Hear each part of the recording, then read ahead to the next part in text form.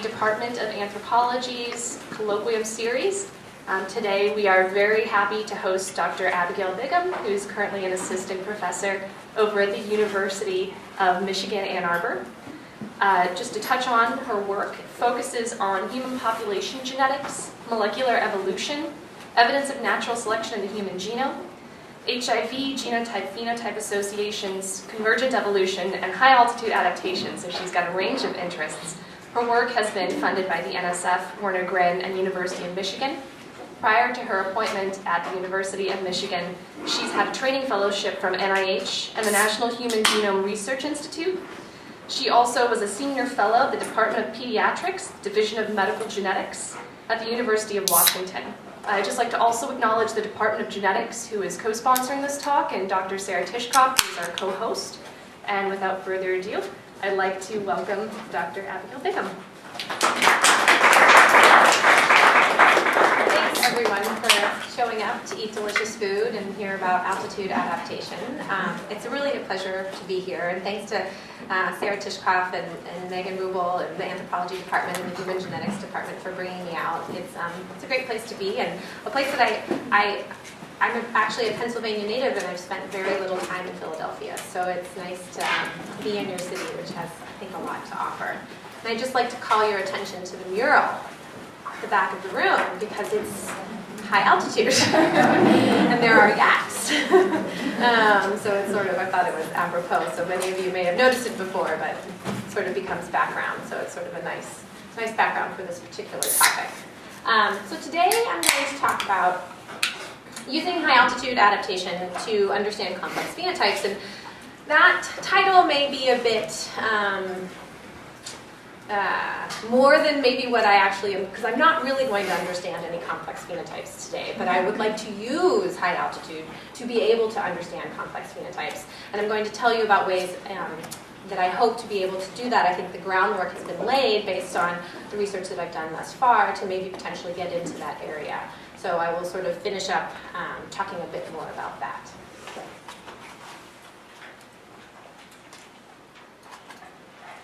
The test run. So many of you are anthropologists. Some of you are geneticists. And I like to sort of start out by reminding us all of our human demographic history, that we have migrated across the globe as a species over the past 100 to 200,000 years. And we've pretty much, as a species, have inhabited most habitable places on Earth. So we experience globally many different environmental niches that most other species are, only are adapted to a particular locale.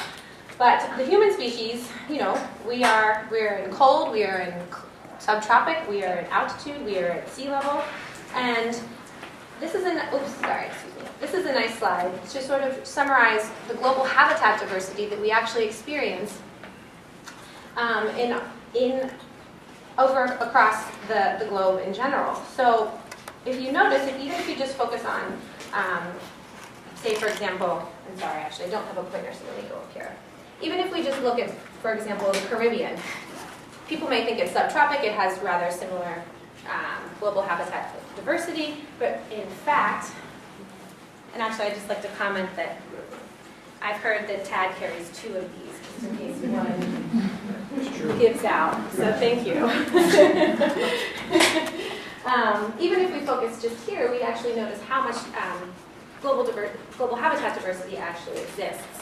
And so if we look at a broad continental scale, we see that there are so many different particular locales that have niche-specific adaptation characteristics that the human population likely has responded to both physiologically, plastically, as well as potentially genetically. And I'm interested in those genetic adaptations to particular environments. So high altitude is one of, I'm sort of a pacer, but I have to be tethered to this mic. High altitude is one of those particular environments that humans have adapted. And just to give you a background of what we define as high altitude really is regions of the Earth. The defining metric is 2,500 meters. which I have shown to you here with this red dotted line. And as you go up in altitude, what happens is the barometric pressure goes down. So what ends up happening is you have less oxygen. So this is one thing I want to take a little bit of time just to sort of explain some basic atmospheric science here. So the air that we breathe at altitude and here at UPenn, which is basically sea level, is composed of nitrogen, oxygen, argon, and then various other gases, one of which is carbon dioxide. The content of the air at sea level is exactly the same as the content of the air at altitude. But the difference is, because the barometric pressure is lower, all of those gas molecules are more diffuse. So there are fewer oxygen molecules to actually breathe, but it's still 20% of all of the possible gases that you can breathe. So if you think about it in these terms, at sea level you have 100% oxygen. It's our baseline.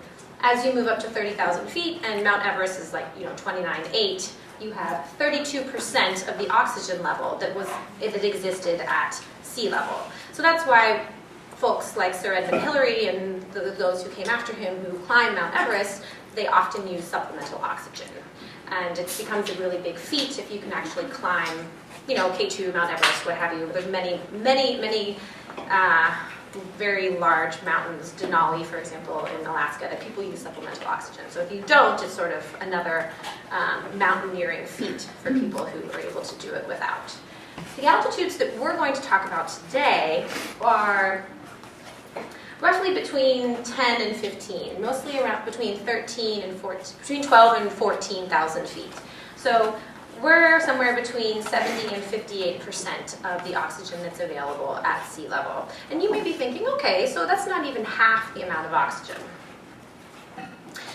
But what really sort of drives this home, so here's a chart sort of summarizing everything I've just said. So here we have altitude along the x, we have barometric pressure depicted here, and we have the amount of inspired oxygen along here. So here we have sea level going up to Denver, right, the mile-high city. Moving along to Pikes Peak, the highest human habitation is at about 5,100 meters. Does anybody have an idea maybe where that would be? I'm just curious. Would you guess it would be in Tibet or the Andes? I'm just... Yeah, I think everybody guesses it's Tibet. It's actually in Peru. Because of all the mining that's done in Peru, people end up climbing up a little higher than they would have normally to get at things like, well, originally silver, but they've all been mined. So now there's lots of other rare earth metals. But it's La Rinconada in Peru. It's 5,100 meters. It's pretty much been inhabited for about 40 years. So that's...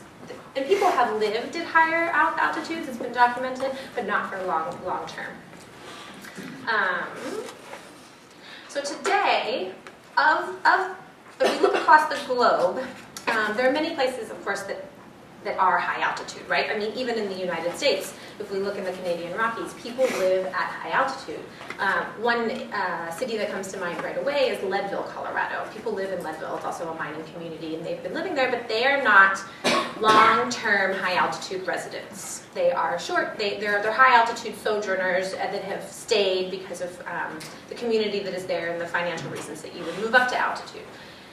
The three places on Earth that have had long-term human habitation, but for varying lengths of time, depending on where we're talking about, are the Andean Altiplano, that spans pretty much from Ecuador down to and including Chile, the Tibetan Plateau or the Himalayan Plateau, that encompasses Qinghai Province in China, Tibet, Sikkim in India, Bhutan, etc. And then the Simien Plateau in Ethiopia, which actually Sarah Tishkoff's lab has actually done some really interesting work looking at the Amhara who are there, who have their own sort of pathway to adapting to the hypoxic air of high altitude. But today, I'm going to focus firstly on two populations that I have looked at in the past, both the Andeans who are on the Andean Altiplano in South America, as well as the Tibetans from the Tibetan Plateau. And so if we were to plot on this figure that I showed previously, where Lhasa, Tibet is located, La Paz, Bolivia, and Cusco, Peru, we see that they are Lhasa and La Paz are pretty similar. They're about 3,600 meters, which translates to about 12,000 feet. And Cusco, Peru is I have that, and then Cusco, Peru is a little higher. So we're talking about, somewhere between 12,000. And then another city that I'm going to talk about a little later on, which I've spent a lot of time doing research there, is at about 4,300 meters. So we're talking about 13,000 feet, and that's in Peru, but we'll get there in a little while. So with regards to human occupation in these two particular locales, the Andean Altiplano, the earliest human occupation dates are roughly estimated at about 11,000 years ago. And these data come from archaeological cave sites that have been found that have human remains that have been investigated there. So we know that humans have lived at altitude, or excuse me, we know that humans have been at altitude as early as 11,000 years ago. Now, whether or not they had long-term habitation starting at 11,000 years ago is, potentially something that is open for a little bit of debate. And if you look at ethnographic data about Andean subsistence practices today, there's a lot of vertical tiering. So people really move rather fluidly from the Altiplano because while it is resource rich in things like rare earth metals and silver, it is not the best place, for example, to grow crops. So quinoa, of course, that's we probably all have eaten quinoa at this point. It comes from the Andes, so do potatoes. But the vertical tiering allows them to go into the lower portions of the Andes on the downslope into the tropical valleys, and you can go into the yungas, as they're called, and get more fruits, and then even down into the actual Amazonian basin. And today, in fact, groups there do make so-called pilgrimages for feast days where they actually take the llama trains down and bring them back up and go to their more temporary housing in different elevations. So all of that is to say that occupation at 11,000 years ago is a high-end estimate. It could potentially be long-term occupation, maybe a little bit less than that. Tibetan Plateau, earliest human occupation, 25,000 years ago. And there are some folks at UCLA, especially Richard Brantingham, who has suggested that, again, maybe this is an upper-end estimate because there may have been some similar things going on. The Tibetan Plateau, it's a little harder to imagine because it's so much more isolated than the Andes. It has a very different geographic structure. But all of this is to say, to sort of get at the point,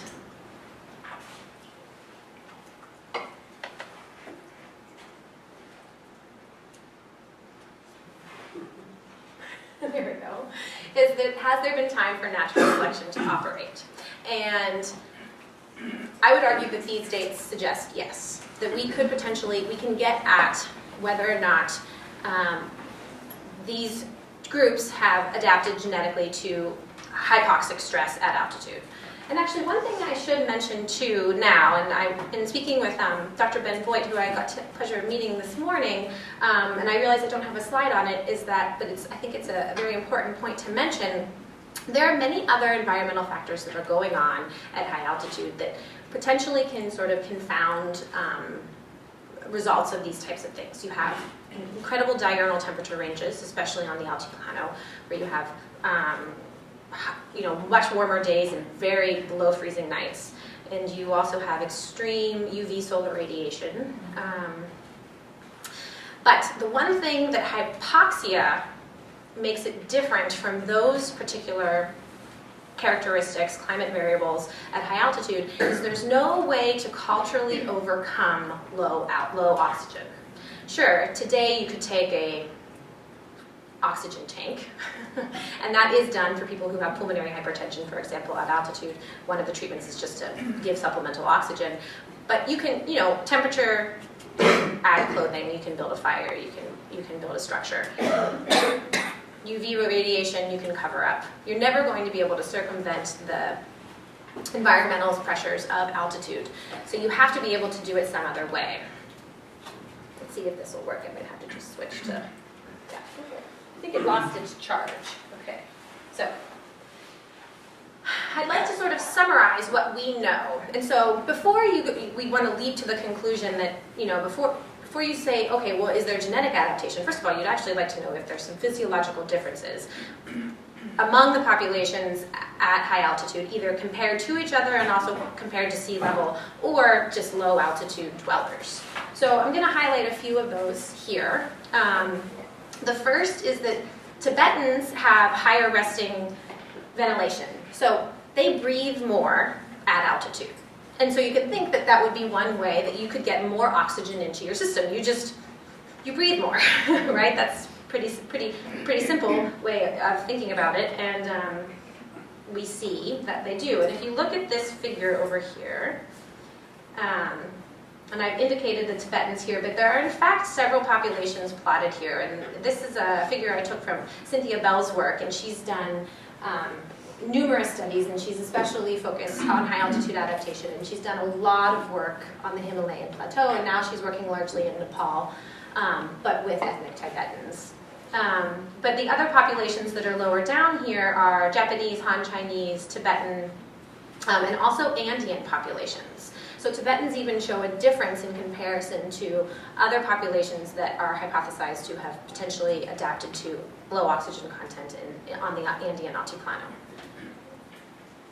And then if we compare them to Andeans, as I have just segued into, we see that Andeans exhibit what we call a blunted, which is just another word for low ventilatory response. So they don't actually breathe more. They actually breathe in a way that's very different than if you or I were to go up to altitude, because we would hyperventilate, especially when we sleep.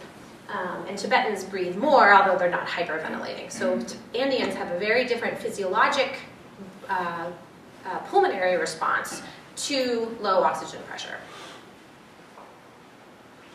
And if we look at the hemopoietic response of Tibetans, we see that Tibetans have a low or blunted hemoglobin. So here I'm showing you hemoglobin concentration. Tibetan and Andeans are broken down into males and females because we do see sex-specific differences in hemoglobin concentration.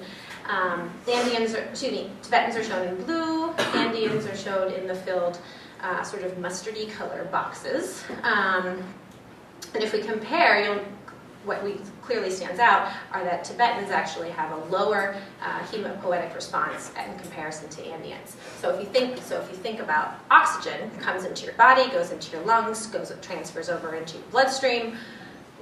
If you have less of it, maybe if you have more of the molecule that binds it to deliver it to all of your tissues, then you'll be able to circumvent this environmental pressure by just having more oxygen binding affinity. So the Tibetans actually sort of present a conundrum because they actually have fewer than even people who are at low altitude. So something else is going on. Although it has been proposed, and this is anecdotal and just suggestive, that the more hemoglobin you have, the more viscous your blood becomes. So potentially it actually is a barrier to moving quickly through. So maybe actually by lowering your hemoglobin amount, you can actually deliver oxygen more rapidly because your blood can flow more quickly. Now if we go back to pulmonary phenotypes, Andeans have a higher resting arterial oxygen saturation, or your SaO2. And this is one of those things that's always monitored when you, for example, if you ever go into the hospital for anything, they always take your pulse ox. And it's really easy to do. You just have a little clip, basically, that goes on your finger. So it's actually a very easy phenotype to collect data on, which is good for, in a few minutes, I'm going to talk about my field work. It's a nice, clean phenotype to get that's easily attainable. So they actually have higher oxygen, their blood is more oxygenated at altitude in comparison to Tibetans, and definitely compared to any of us if we were to go to altitude. So for example, at sea level, you want pulse ox like 99, 98, 100, that's good. When I go to altitude, I'm at like 70. And if I came into UPenn Medical Center with a pulse ox of 70, they would think that I would be admitted if it was at low altitude. So, but nonetheless, it's fine at altitude. You end up with more hemoglobin. Your erythropoiesis goes into high gear, and eventually you can overcome it. But Another phenotype that I'm not going to talk much about today, but I do think it's important to pay some lip service to because there's been a lot of important work done on this, is birth weight. And this really starts to get at sort of one of the fundamental things when I start thinking about natural selection and altitude is that, you know, how high would this selection coefficient be, especially if you have something operating on birth weight. So at altitude, let me take a step back. At altitude, Andean women and Tibetan women have bigger babies, larger size, than any of us would have if we became, any of us women who can have children, if we were to move to La Paz, Bolivia, decide to reproduce, get pregnant, and gestate a baby, our babies would be much smaller. Statistically significantly smaller. Same thing goes on with Han Chinese who have been studied in Lhasa, Tibet. So here I'm showing you Tibetan or Sherpa. I'm showing you birth weight in grams and altitude. Now there is a decline. There is a so as you go up in altitude, Tibetans have smaller babies. Andeans, same thing. Han and Europeans, same thing. But the decline for Europeans and Han who are living and reproducing at altitude is much greater and statistically significantly different than the birth weight decline that's observed among Andeans and Tibetans at altitude. And actually all of this is, these data are all based on published studies that were collated together from 1957 to present. And this was done by a woman by the name of Lorna Brindley Moore, who I've worked rather extensively with, especially in Bolivia. And she, like Cynthia Bell, is sort of one of those stalwart altitude adaptationist anthropologists who has really laid the groundwork for someone like me to sort of start to try to understand the genetic underpinnings of altitude adaptation. This is just sort of driving the point home because I showed you before on 4 disparate charts.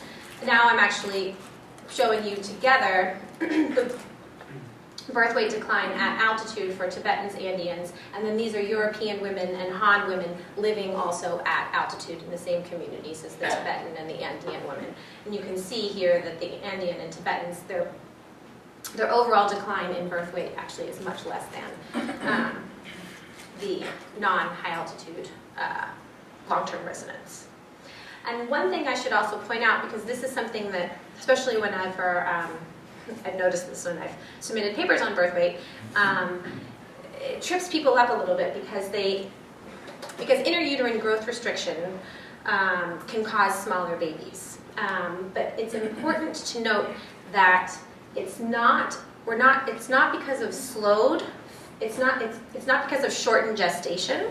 It's because of slowed fetal growth that we're seeing these. So without as much oxygen delivered to the developing fetus, it just can't grow as big. It's not that it's not growing as long. These aren't premature. It's corrected for gestational age.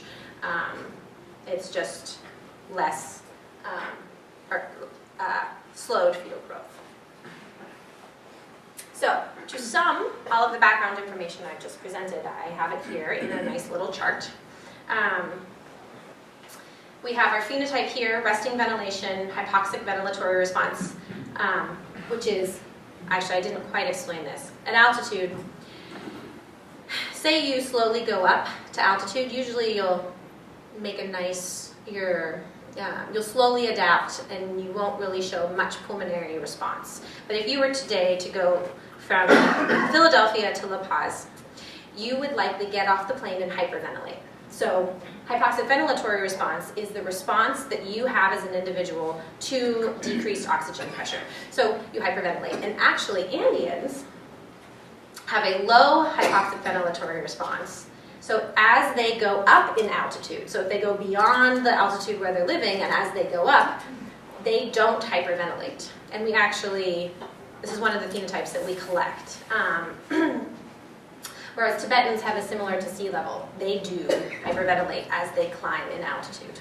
So we have very contrasting patterns of adaptation between Andeans and Tibetans based on physiological data that's really been collected in the Andes for about 100 years and in Tibet for about 50 years. Arterial oxygen saturation elevated, no increase. Hemoglobin elevated, lowered. Birth weight elevated and elevated.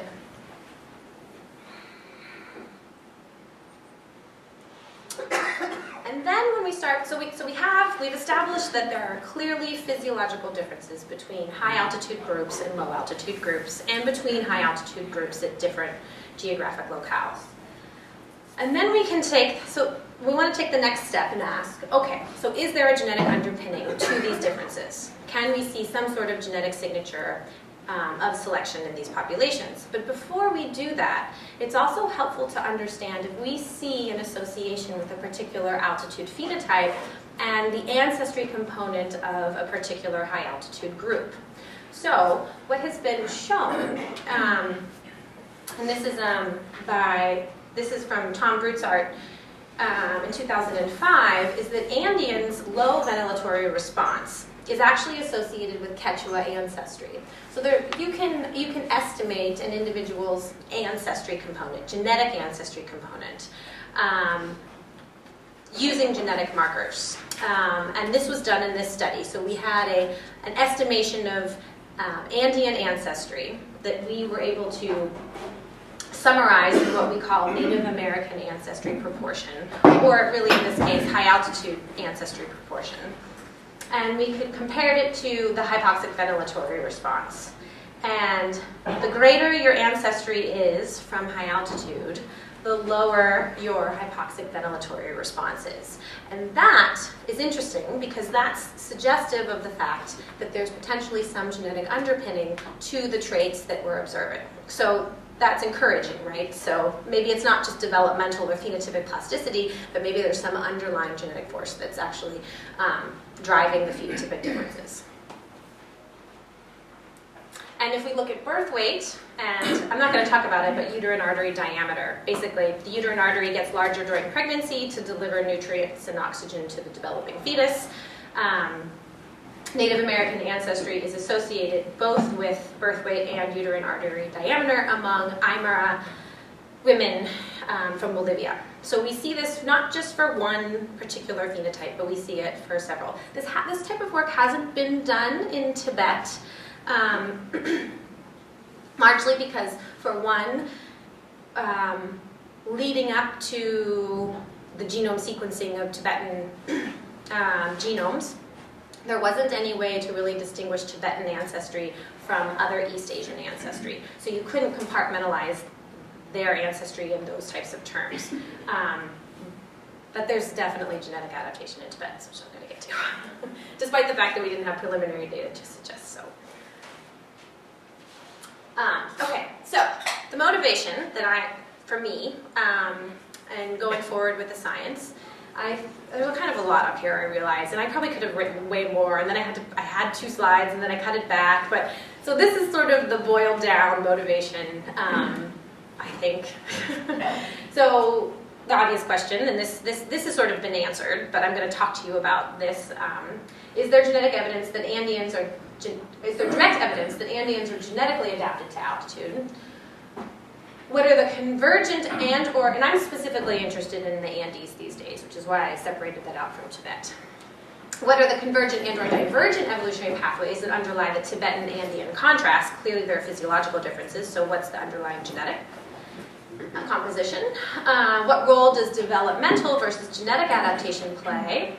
Are evolutionary effects on altitude adaptive traits polygenic in origin, as postulated from many models of evolution?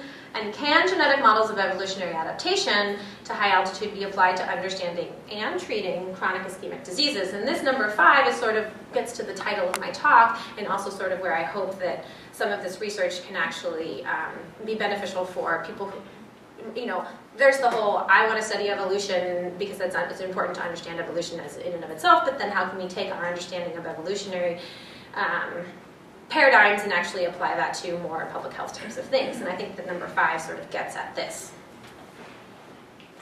So, in order to start to answer these questions, I'm just going to briefly take you through my study design. And this took, we first genotyped high-altitude Tibetans and Andeans with an AFI 6.0 array. And I know this is a mixed audience, so there's some folks who know exactly what this is, and there's some folks who have no idea what this is. But basically, it's 1 million, roughly, polymorphic changes that are spread throughout the genome. And you can basically just buy this chip. You don't design it yourself. It's manufactured by Affymetrix. And you can genotype any human sample using this chip. So it's not for high altitude at all in particular. It's for any research question that you're interested in trying to potentially map phenotypic traits, do GWAS, genome-wide association studies, or look for signatures of selection, which is what I used it for. I applied some tests, some statistical tests. For those of you who are interested to know which statistical tests, I have enumerated them here for you. So I did things that looked at allele frequency change. I also looked at haplotypes. And I also looked at, the contentious one, of course, is for those in the audience who are interested in this, is to GMSD, because it was SNP data, it wasn't sequence data, but I wanted to look at it anyway, so I did. So we screened across the genome. And then we also wanted to look at particular genes that we a priori know are likely involved in hypoxic response. And we can sort of bunch them into one particular pathway called the hypoxic-inducible transcription factor pathway. So these are genes that are turned on and off based on the oxygen that a particular individual is exposed to at any given time. So and the HIF pathway is fairly well characterized because cancer cells are hypoxic. So a lot of research funding has actually gone into this because of cancer genetics and the like. And then the next step is to then take the data that is showing you potential selection at the genomic level and then link it to phenotype. Because before you do that, where are you? And here I'm showing you both pulmonary phenotype image as well as a birth weight sort of cartoon. So the populations that we used for our selection screen were Quechua and Aymara from Peru and Bolivia, and Tibetan from Tibet. The low altitude populations were 3 from the HapMap, Japanese, Han Chinese, and which are often just considered East Asian in the HapMap lingo, and then Ceph European American. And then we also genotyped 2 low-altitude Mesoamerican population, Mexican, which is sort of a poor choice of words, but it was individuals who had Mixtec, Tlapanec, and Nahua speakers from Guerrero, as well as Maya from the Yucatan Peninsula. Now the reason we chose, this was specific, we did not select South American populations for a very good reason. It's because the peopling of South America is still sort of being worked out, and this was especially the case when these populations were selected to be genotyped in 2006. And we didn't want any confounders for populations that potentially could have lived at altitude to mire our signal of selection at the populations that are currently, and we know that have lived at altitude for millennia. So we went to Central America for our low altitude groups. That being said, I still want to compare our signatures in Andeans to other South American populations. It just hasn't happened yet.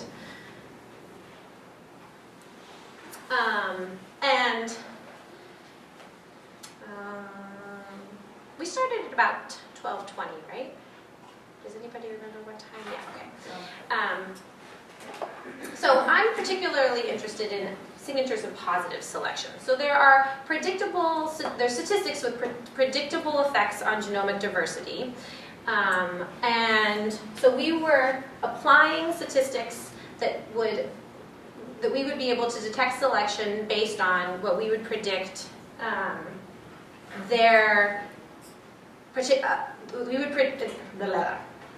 we selected statistics that could detect positive selection in predictable ways. And we assess significance using an empirical distribution, and this is done very commonly in selection screens, where you are able to account for the demographic history of a particular population without some theoretical model assumed demographic history by using the background genomic variation as your statistical distribution. And what we chose, we selected this for each of our statistics. We looked at the tail of this empiric distribution for each one of those particular statistics. And we were interested in genes, genomic regions, as well as our a priori candidate gene list that fell in this 5% tail, or 1% tail for that matter. We did look at that. So just to sort of zoom in on this tail, because it doesn't really look like much is there, if we compare Andeans who are shown in red to Mesoamericans who are shown in blue to East Asians who are shown in yellow but actually aren't here, I'm showing you the empiric distribution for one particular test statistic called Locus-Specific branch length, which just measures allele frequency differences between populations. So how different are two populations, in this case 3 populations from each other. And the number of SNPs that fall into each one of these bins is shown as a filled bar. And as you move this way, the closer of an LSBL to 1 you are, the more different the two populations are. Basically summarizes another statistic, which is called Wright's Fixation Index, or FST. And we did this also for the Tibetan comparison, but we used different comparison populations. We used European and East Asian because they're more closely related to Tibetans than, say, for example, Mesoamericans. And you'll notice that their tail of their distribution actually is quite different than what we see for Andeans. They have a lot more bins. So we screened the genome, we applied some test statistics, we got some results. There are the numbers. It's kind of like, this is sort of, maybe this is overdone, but it's sort of like that, right? You're looking for something and you have all these results, so how do you sort of sort through it? Where is the needle in the haystack? So, what did we do? Well, here's a plot of 3 statistics.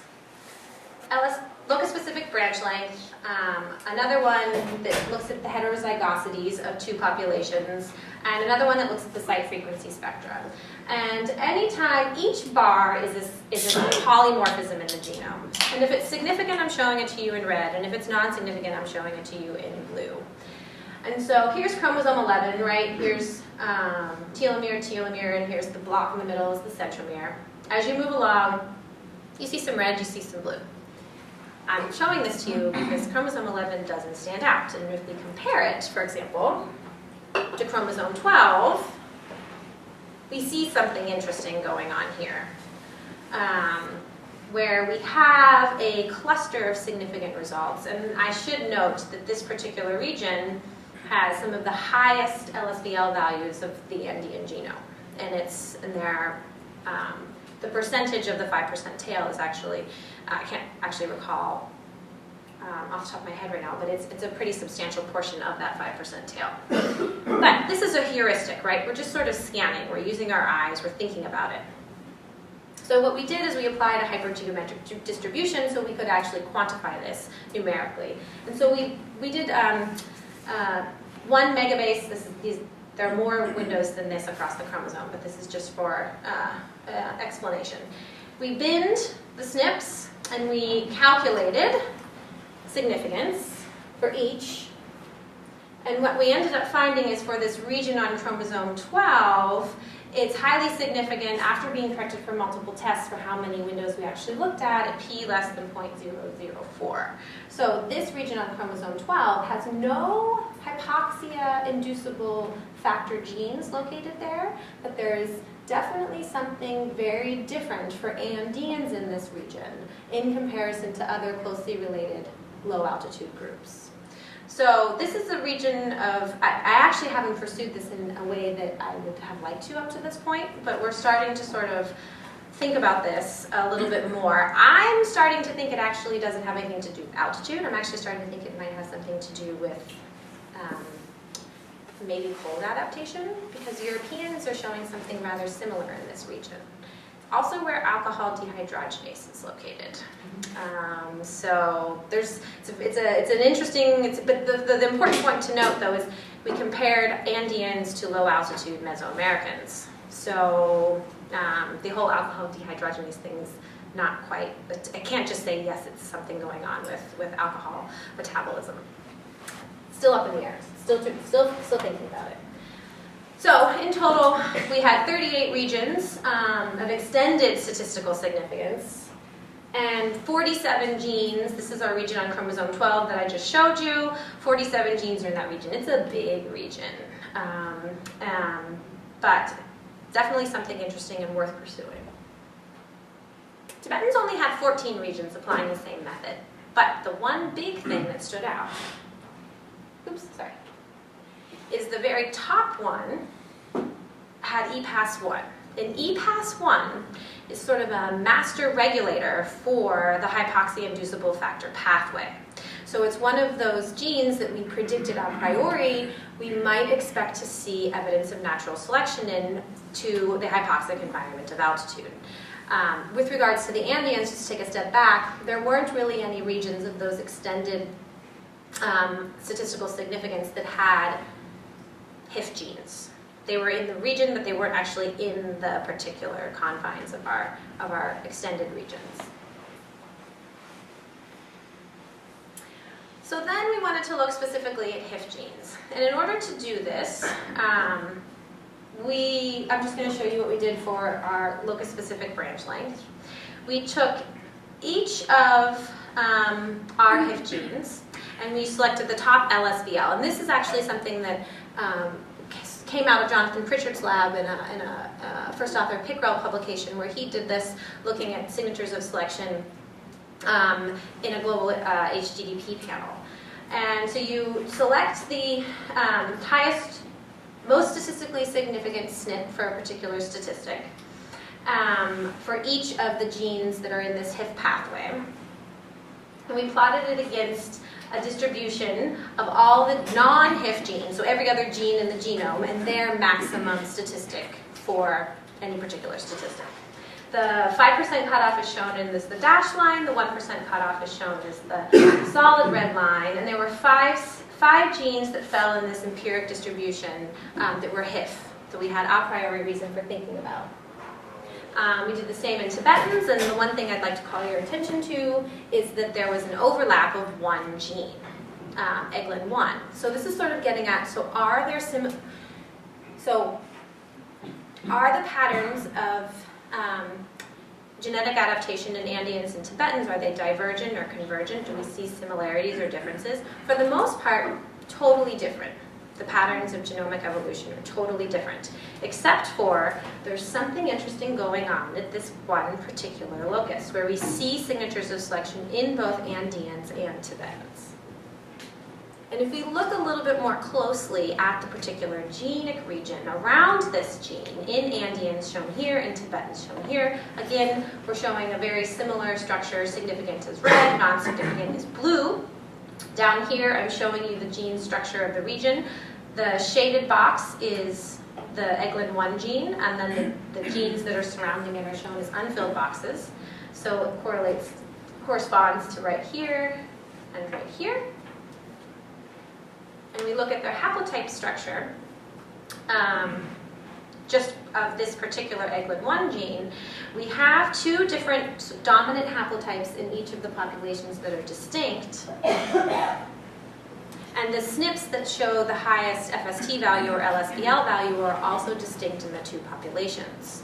So this is encouraging that that the pathway is potentially similar, but the exact mechanism is different in the two populations.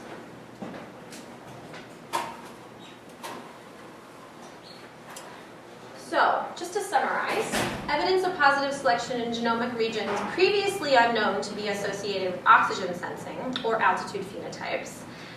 These regions differ between Andeans and Tibetans. HIF pathway candidate genes show evidence in both populations, but the genes are largely different between the two. And then thirdly, there's putative parallel evolution in EGLIN1. to link genotype to phenotypes. Anybody know who that is? Yes, it's Evo Morales. He's the president of Bolivia, and he's also he is Aymara. Or we have to do this, right? We have to link genotype to phenotype for Tibetans and Indians. So we have these genetic signatures. What's next? Did you actually get a sample from the Dalai Lama? I would love that. Would be great. He probably would want. He might be really interested, actually. I have some elevated levels of various things. Yes, exactly. So a lot of groups have actually done really great work among Tibetans. There's been a slew of papers looking at genetic evidence for high altitude adaptation in Tibet. Some of them have used SNP data, like I have used, and one of them has used sequence data from whole exome sequencing. And they've all converged on this idea that EPAS1 is associated with low hemoglobin concentration among Tibetans. This is just to show you. You don't have to really take much in from this slide, other than here are 4 studies. EPAS1, EPAS1, EPAS1, and that's EPAS1 too, but we don't need to think about that. So EPAS1 is clearly it's replicated, and when SNPs were genotyped in larger cohorts with hemoglobin data, they have actually shown an association with that low hemoglobin concentration that Tibetans exhibit. So, it's been done for Tibetans, but we need to do this for Andeans, and a lot more needs to be done in Tibetans. So it's still, we have an association with low hemoglobin concentration. It's one phenotype among many, and it's the functional characterization of EPAS1 or EGLIN1 has not actually been done. So what we, myself and collaborators in the past, did a second generation down migrant study to sort of correct for the so I'm sort of going to switch gears now. Let me just take a step back. And I'm going to talk to you about how we can potentially get at the Andean genotype-phenotype relationships for the physiological characteristics that I sort of spent a lot of time at the beginning of the talk going over. And the study design was, so I came into this project after the samples were already collected.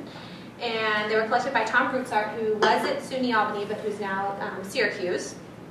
And there were Quechua high-altitude residents of Cerro de Pasco, Peru, which is a mining community at 4,300 meters, and it's very high. It's like almost 14,000 feet.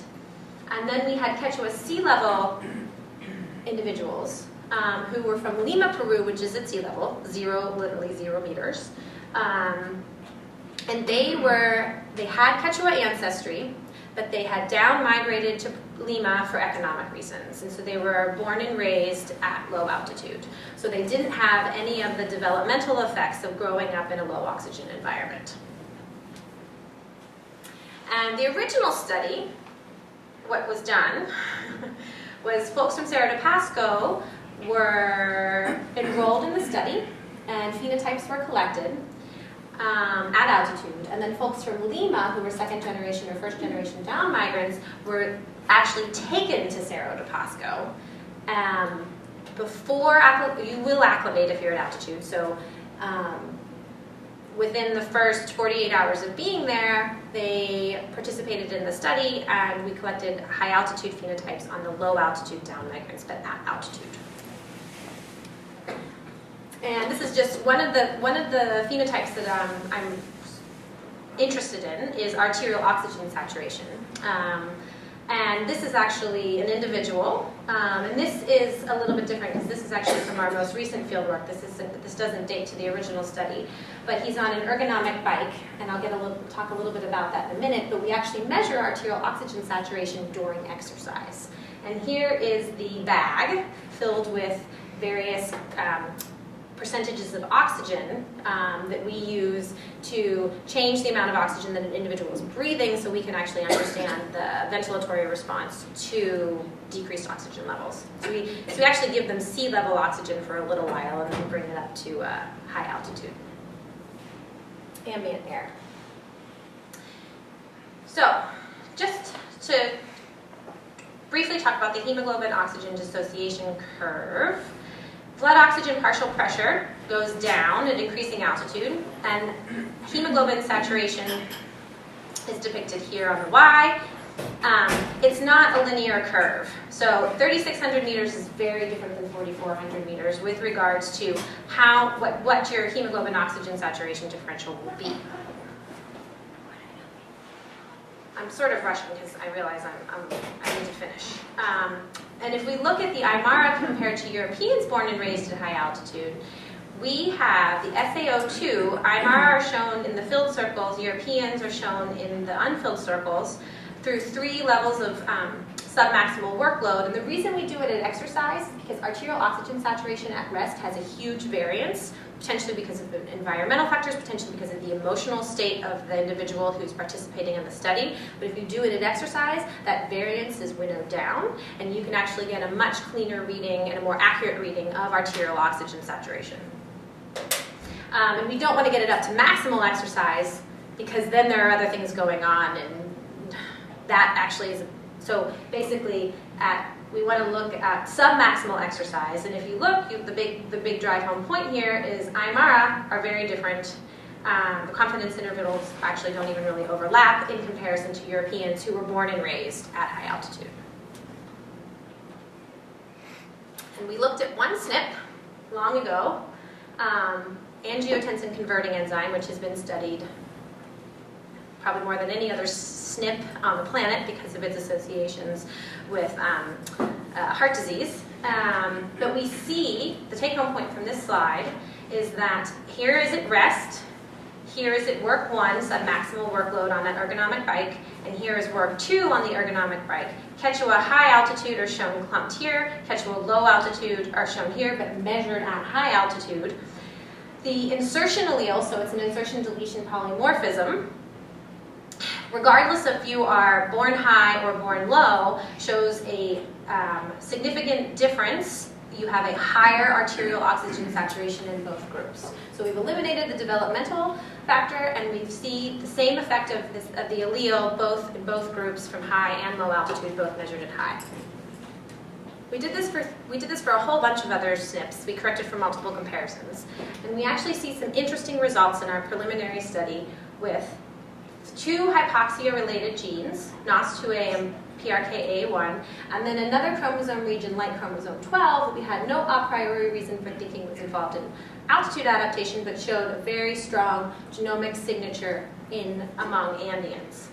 And I'm showing you the corrected, multiple test corrected SNP genotype effect of each of the particular loci that I'm showing here, here, and here. And each of those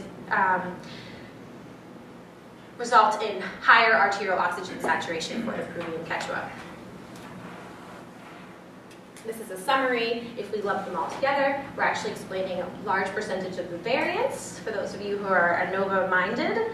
And we also wanted to throw in ACE genotype. But we haven't published any of this because it's all very preliminary. It's with a small sample, and we're not quite sure if it's going to hold up. So we went back, and now we have 600 individuals. We have genotyped we've genotyped just 2/3 of them on a new array. Instead of busing people, we actually mimicked altitude at low altitude, so in Lima, so no individuals actually had to be traveled to high altitude.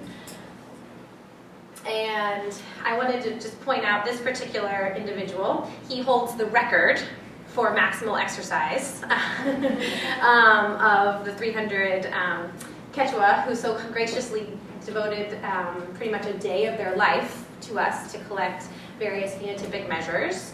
And here we are doing hypoxic ventilatory response. So this is a machine that simulates increasing altitude where you start to hyperventilate. We would, but Andeans don't. And here's our makeshift blood lab where we do our DNA extractions. Sarah would probably look at this and think that's like cush in comparison to what you might do in Africa. Just have a bench, right? So looking forward, we wanted do both gene sequence and functional characterization of eglin-1 in Andeans and Tibetans. We are in the process of doing this. We've sequenced eglin-1 both in Andeans and Tibetans, and I've actually started a collaboration here with Frank Lee, who's in the med school, who really has devoted most of his career to understanding hemoglobin. And we're trying to see if we can actually understand the impact of the functional changes we've identified in Andeans and Tibetans, which are different, and their effect on gain of function or loss of function mutations. And the next step, which is at the very initial stages, because we've just actually literally, I think the samples are being shipped. My collaborator from Syracuse was in Lima wrapping up everything in January, and I think he just shipped the last batch of Quinoa blood samples for DNA extraction to my lab, like hopefully on Monday. So this is all to occur. There's SaO2, and I didn't really talk about this, but even if we've also looked at other phenotypes among Andeans and associations with the SNP data that we have, and we don't see anything like we see with regards to SaO2. It's definitely the standout phenotype with regards to genotype-phenotype effect. So this is definitely something that I'm really interested in, and we are gearing up to sort of get at an answer. So,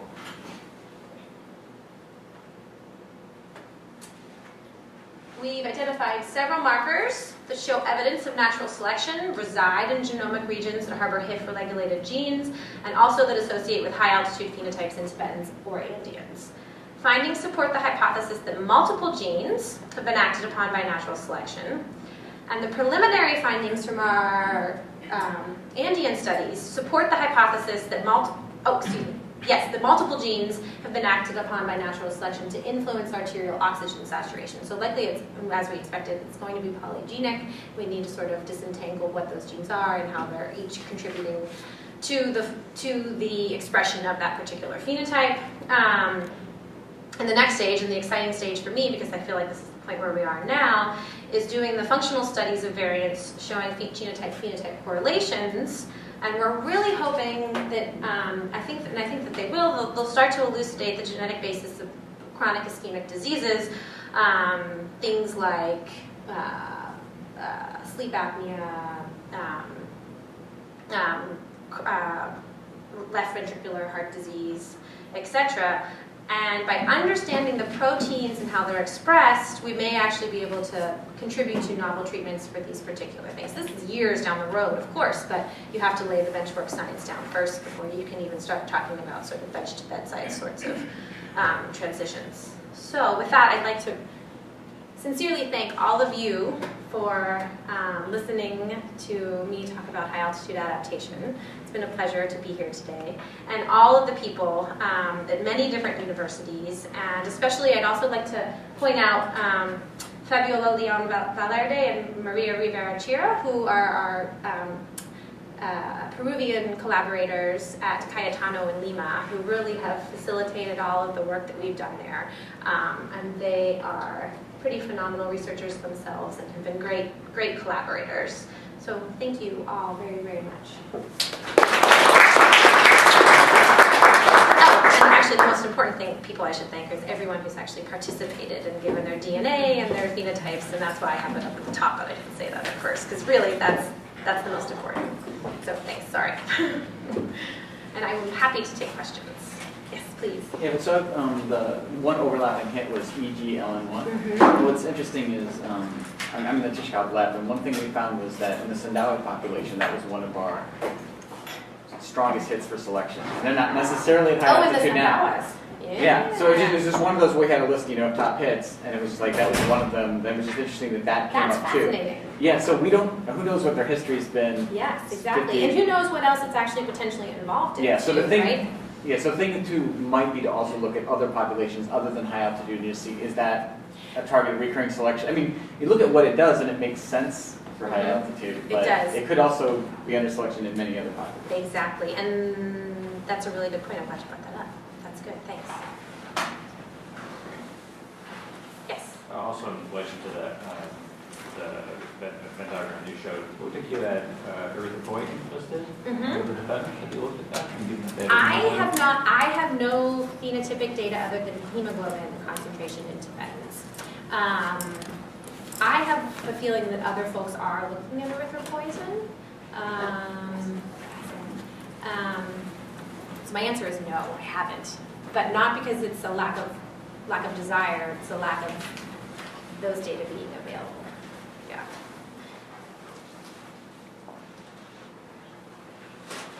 Yes? In looking at the genotype-phenotype correlation, there's also a question of culture. Culture. Yes. Absolutely. What do you see, for instance, in terms of the way people live, the food they consume? Yeah, and so I think that's a very important distinction to make. So altitude is an extreme environment in many ways, and sort of the important thing I think about looking at evidence of natural selection with response to decreased oxygen pressure is that there's really no cultural means to sort of overcome that. You can, and I said this previously, so but I just like to reiterate that, you know, cold you can dress warmly, UV you can cover up, resource availability, you potentially can do things like vertical tiering, like many folks in the Andes do, but with regard to hypoxia, there's no real way to overcome that. I don't know if I'm answering your question appropriately, but as far as what I observed, I didn't. I mean, I observed many people doing many things, but nothing that was culturally related to breathing better or getting more oxygen to the tissues. Especially if you're getting into epigenetics. Exactly. So that's why we want to control for this developmental effect, because there are definite, and you know, then we get into, well, potentially there could be generation, I mean, it could,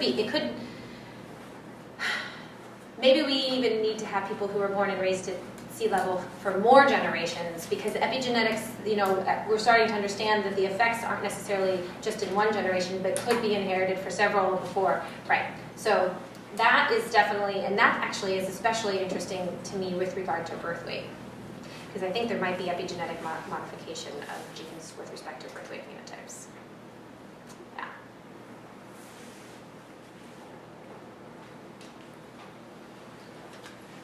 I have several questions. I'll ask one now. It is actually not so much with the high altitude, but with that signal that you think in the chromosome 12 that might be related to ADH. How, you know, that's been pretty well characterized in the East Asian population. Yes. ALDH and ADH. And, So it's ALDH that's. So it's ALDH here, but you know the ideas behind that, the alcohol metabolism phenotypes is actually nothing related to high altitude, but in fact there are various ideas, one of which has to do with response to parasitism. So what do you think that you're seeing with that particular marker in your analysis, and why do you see Well, it? I'm not seeing anything interesting with respect particularly to ALDH in that region. It just happens to be in that region. So when I've done a cursory look, it doesn't necessarily, I don't actually think that ALDH is actually driving the signature there. So I don't, but I think it's important to mention that it's in that region, because I don't have a good enough understanding of what is going on there. So I haven't ruled it out, but I'm leaning towards maybe it's something else. And that same signature that we see in Andeans, we observe in Europeans, which, I mean, it's not from shared evolutionary history, it's from some other shared environmental, I mean, it could be by chance, but I don't think so. I think there's something going on there. And there's 47 genes in that region. So it's tricky. Yeah. I don't know. Further, needs a lot more further work done on it.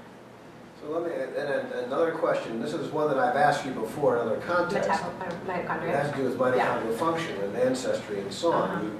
The fact that you see the same sort of thing happening with lactase persistence. It's recurring in the environments in which those kinds of alleles are favored. But unlike lactase persistence, oxygen metabolism is linked to mitochondrial function, and those populations do have different mitochondrial backgrounds. Yes. So how are you thinking, or are you thinking about the relationship between mitochondrial metabolism and the HIMF pathway, and looking at the sort of complex interaction between the nuclear and mitochondrial parts of the genome? Yeah, so Tad's question is really important because what synthesizes the oxygen, right, and makes it into energy is ATP, and that's mitochondrial. So it's sort of at the heart of what we're getting at, what we're asking. And so we've largely not looked at mitochondria, but not because it's not important. There are people who are particularly interested in mitochondria, and what needs to happen is what you're suggesting, is that we need to actually understand the nuclear genome interaction with the mitochondrial genome interaction. Some folks have looked at some mitochondria, not the haplotypic backgrounds, but with regards to particular genes that are there, if they showed signatures, and there wasn't anything that jumped out, but it's going to be something more complicated than that. And things like hemoglobin, just to have a crude measure of hemoglobin is it's actually pretty, because hemoglobin can function in all these ways that we're not thinking of. So just to say it's lowered among Tibetans and higher, and so the whole thing is, I think, far more complex than sort of what we know now, and what sort of some of the basic genotype-phenotype correlations have shown. I think there's gonna be some divergent findings soon. Yeah. Any further questions? Yes? I just have a quick question. Do you have any plans to go to Africa to get the data? I don't.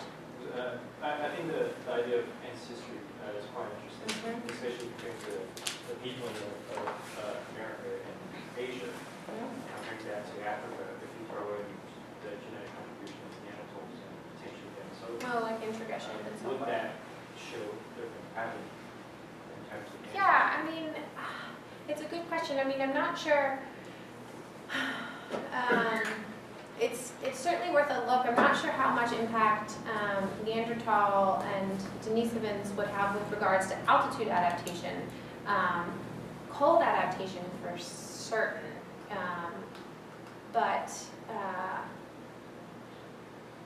I think ancestry is a component that's, in fact, one of the things about the insertion-deletion polymorphism of the ACE gene I spoke about, some people talk about, and I didn't get into this at all, but selection on standing variation or selection on de novo mutation, and that's really an important thing that I'm interested in and need to work out for many of these particular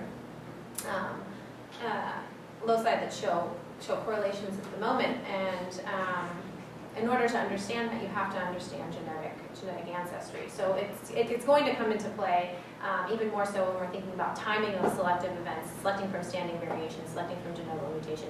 And the ACE insertion-deletion polymorphism, a lot of people talked about that as a pre-adaptation. So it is something that was potentially present in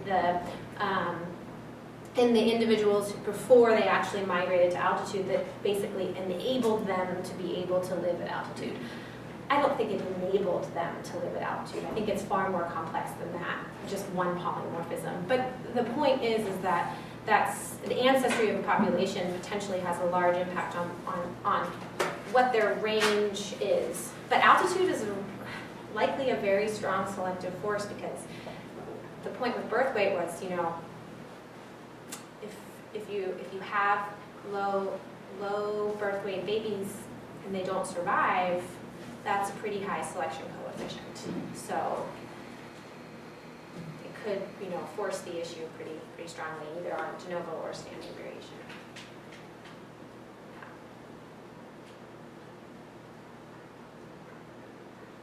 Okay, well, thank you very much.